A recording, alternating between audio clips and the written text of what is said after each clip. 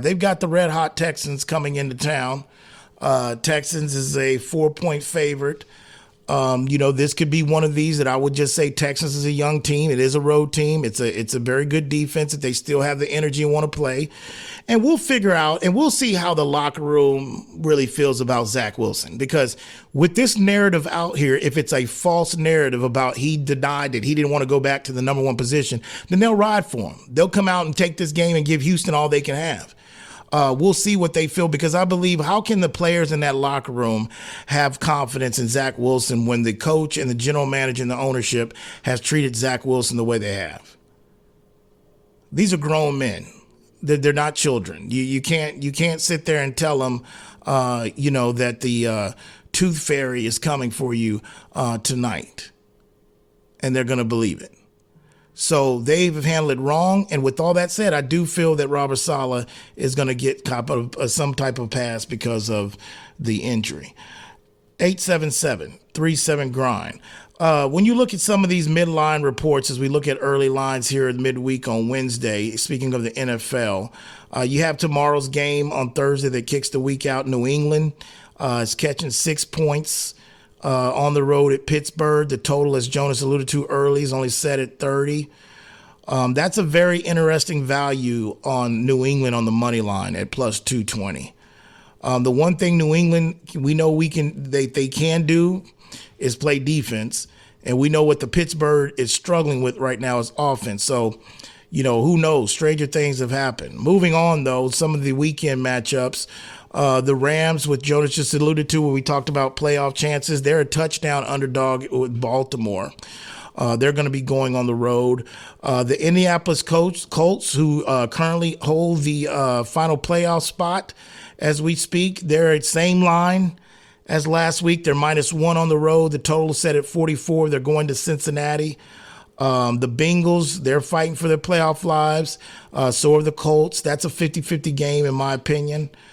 You have the Seahawks, man. Seahawks are laying a big number to the San Francisco 49ers. They're 10.5-point underdog against San Fran. Who else we've got?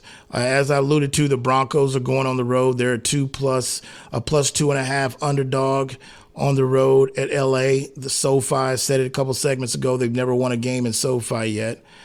And arguably probably the two games of the week. First up being Kansas City hosting Buffalo. Kansas City's only a 1.5-point favorite against Buffalo. -125 on the money line. That'll definitely be a game that I probably will study for the card. And the other game of the week, definitely the game of the week, is the Cowboys and the Eagles. And the Cowboys are -3.5-point favorite, even money at some spots. And Philly's a plus 3.5. What do you got? That afternoon, of course, headlined by Seahawks and Niners and Bills and Chiefs, gets a little bit interesting in that slate with the Vikings against the Raiders. Tom Pelissero this hour tweeting that for the first time since his hamstring injury in Week 5, Vikings All-Pro wide receiver Justin Jefferson was a full participant in practice today. He's set to return Sunday at Las Vegas. Yeah, and it's crazy you say that, because that's one of the lines that's not really up right now on my board. And probably I'm seeing Vikings -3. Now that could shift. Like I said, that's within this hour. Okay. No, well, here it goes. Yeah, you're right. You're right on that. Vikings -3. That sounds about right. I think that's the quarterback situation. And you go back to the playoff projections that we did. They were sitting there 46% chance. Now that was written yesterday. Mm-hmm. So Justin Jefferson coming back now, you almost wonder what kind of impact that has. I wouldn't say a whole lot, given what the other teams are going to be doing, but it might move up to 4. Well, the line, but two things with Justin Jefferson, I can't see it moving up more than 4, maybe 4.5 tops. He's not worth that much as a point. I mean, when you talk about the betting world, I mean, the bottom line, that line is short because of Minnesota's quarterback situation. In regards to playoffs, when you talk about him coming back, look, I would really have to line up these schedules, and we don't have time to do that right now, but I'd have to really line up these schedules to really see, who I would sit there if I would disagree with the percentage they're giving or not, because it comes down to a lot of factors and how teams are playing. Also, this is the time of year where you've also got to look at inclement weather.